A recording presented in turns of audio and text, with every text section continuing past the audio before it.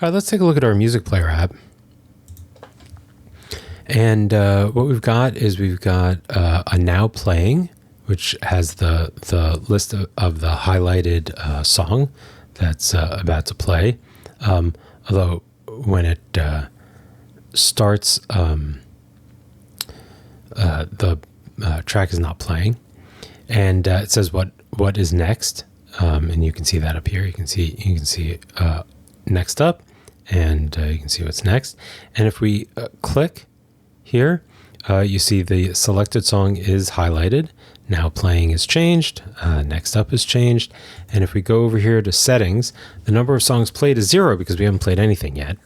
And we have a loop switch here that we can turn on or off. We can cancel. We can confirm. We can go back. The only way to confirm change. So here we're going to turn this on, and then we're going to cancel, and then when we go back, this loop indicator is not set, and we can also go back using the phone's back button. So in all those cases, the loop indicator is not reset. But if we say okay, this loop indicator has a red background, and we can turn the loop indicator on and off using the settings. Okay, so let's actually start playing. And when we go back, the number of songs played is 1. And if we click on another song, number of songs played is 2. So if the song plays for any length of time, we increase it. We can use the forward and back. So 3, and we've gone to big digits, and then bass after bass, we can go backwards, and you see all of the updates are sort of happening correctly. And if we go before the first one, we're at the bottom. And if we go after the last one, we're at the top. And you can play and pause. So all these things I think sort of make sense. We're going to get to the seat bar in a second. So if we are listening to a song, we can also, this is sort of a fun one. This is the Permute button. And now you can see that Rondo a la Turk is on the bottom. And if we do next, we're up here. And it can be a little confusing to get the right behavior of Permute and then go next, Permute, and then go back.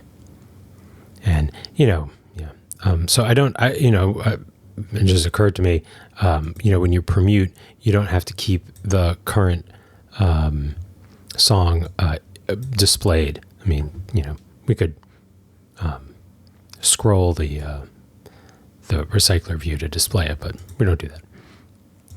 Okay, so that's that. How many songs have we played? We played a whole bunch of songs. And then if we loop, so now let's talk about the song indicator. So that's the Permute button, all the controls, and then if we're looping, when we get to the end of the song, we go back to the beginning of that song, and then we do say that the number of songs played has increased. So that's the loop, and the loop stays in effect even if you are on the settings fragment when the rollover happens. When we go back, you see that we are still playing the same song. And in general, that's true of all of the functionality in the music player, which really is just going to the next track, because that's the only thing you can do without accessing the controls.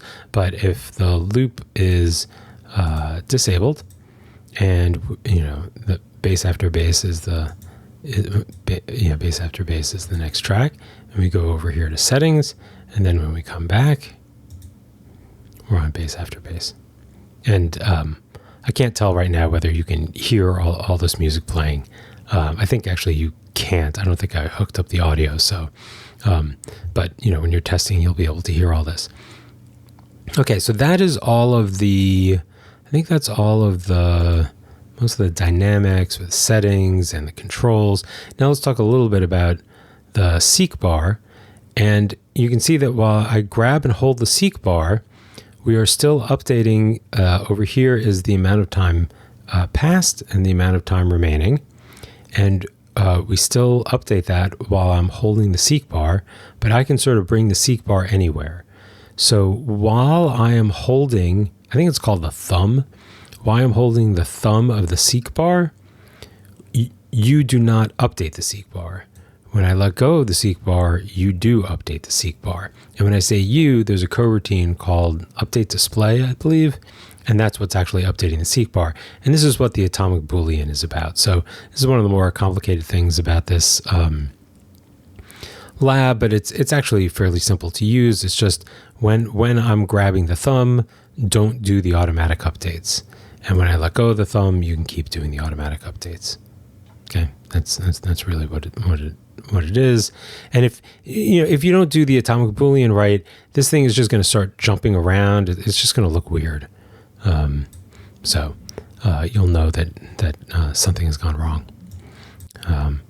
Okay, so I think that is everything. And if you seek back, it doesn't mean you play the song again. You have to actually loop it back, or you have to go to the next song. But I don't think we're super picky about the number of songs played. The one thing we are picky about is if you are not using the music player and you click, that should not increase this count. So it doesn't change that you're selecting all these. You've only played 30 songs. All right, have some fun with it.